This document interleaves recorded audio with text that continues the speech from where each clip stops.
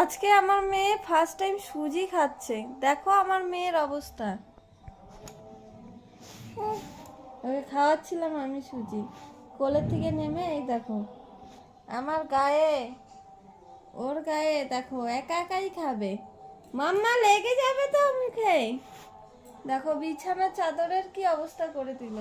এই দেখো সুজির বাটি কত দূরে আছে, ওখান থেকেও গিয়ে ও কি করলো।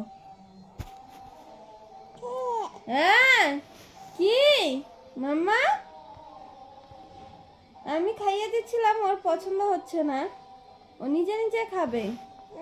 দেখেছো? নে নে নে নে নে নে।